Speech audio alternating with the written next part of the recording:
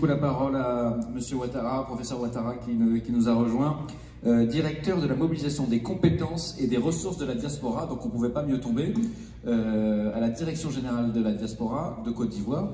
Donc les mêmes interpellations, donc vous, je ne vais pas vous demander si c'est important la diaspora puisque c'est votre métier, mais comment on rentre dans votre accompagnement, qui vous ciblez, qu'est-ce qui vous intéresse en Côte d'Ivoire au niveau de votre direction?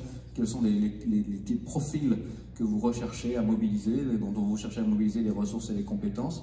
Et puis, si moi je suis une compétence ivoirienne, comment je fais pour rentrer dans votre giron et être accompagné?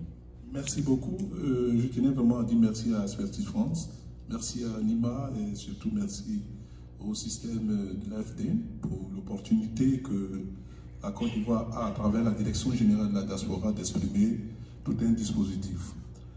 En fait, la diaspora est une priorité parce qu'il y a maintenant le ministère d'État, ministère des Affaires étrangères, de l'intégration africaine et de la diaspora, qui est chargé de régler la problématique de la diaspora. Donc, pour résoudre cette problématique, l'objectif essentiel, c'est d'amener notre diaspora à apporter sa contribution au développement de la Côte d'Ivoire. Et pour ce fait, il y a des outils. Il y a des outils qui ont été mis en place. C'est vraiment des outils de coordination. Le premier outil de coordination, c'est la mise en place d'un comité national de stratégie, de concertation pour la mobilisation et la valorisation des ressources de la diaspora. Ça permet au public, au secteur public, au secteur privé, aux associations et aux associations de la diaspora, mais surtout au PTF, de définir ensemble de façon inclusive une stratégie. PTF, c'est les partenaires techniques et financiers. Et donc, on a ce dispositif-là qui est acté. Donc, ça règle la problématique de la coordination au niveau national. Ensuite, il y a un deuxième volet, c'est la mise en place d'un outil interactif de mobilisation des compétences, mais aussi leur valorisation, qui permet de mettre en relation le secteur privé, le secteur associatif et les compétences qui existent à travers le monde. Et cela permet d'avoir des échanges, mais ça permet aussi à la décision de savoir avoir une cartographie claire de la distribution des compétences, mais aussi des opportunités entrepreneuriales à travers le monde. Donc c'est vraiment des outils qui existent. Donc c'est une plateforme en ligne sur Internet? C'est une plateforme en ligne. De catalogue de projets possibles, voilà, et de moyens de s'impliquer. Diaspora, diplomatie.gouv.ci qui permet aux compétences, mais aussi à tous ceux qui sont porteurs de projets de pouvoir développer des alternatives, mais aussi de mettre en place en Côte d'Ivoire un écosystème. Un écosystème, mobiliser tout le monde à être attentif à la chose de la diaspora.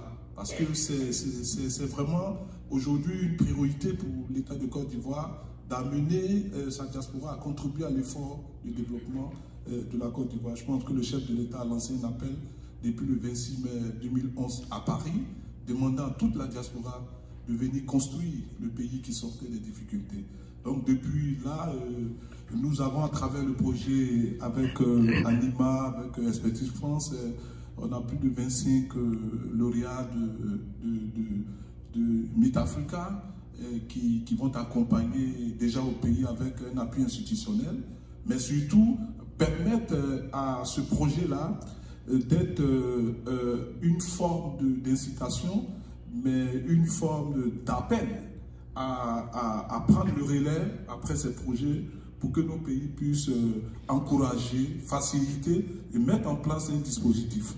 Donc il y a une coordination avec le CPC, il y a une coordination avec le GUD qui s'est mis en place, le GUD PME qui est un dispositif de guichet unique de développement des entreprises et petites et moyennes entreprises en Côte d'Ivoire, afin que la problématique diasporaïque soit vraiment au centre de l'analyse des projets, mais tout cela dans une dynamique d'amener notre diaspora à prendre conscience que la Côte d'Ivoire offre des opportunités. Aujourd'hui, il y a une sensibilisation que nous faisons, c'est d'amener notre diaspora à comprendre que notre pays offre beaucoup d'opportunités qu'il faut saisir.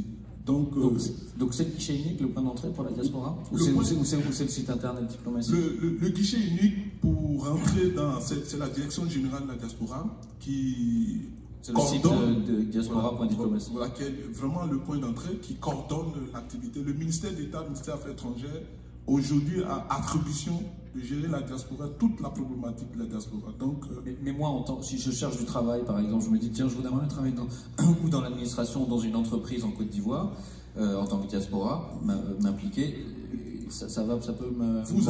Vous allez sur notre outil, oui. et vous aurez sur cette plateforme-là les offres d'emploi que le secteur privé de Côte d'Ivoire offre. Les offres d'emploi que le secteur public, le ministère de la fonction publique en 2022 a lancé un recrutement de concours spécialisé pour la diaspora. Parce qu'il y a des spécialités qu'on ne trouve pas au niveau de la formation, qu'on peut avoir dans la diaspora, mais pas forcément la diaspora européenne qu'on peut avoir au Sénégal, qu'on peut avoir au Bénin.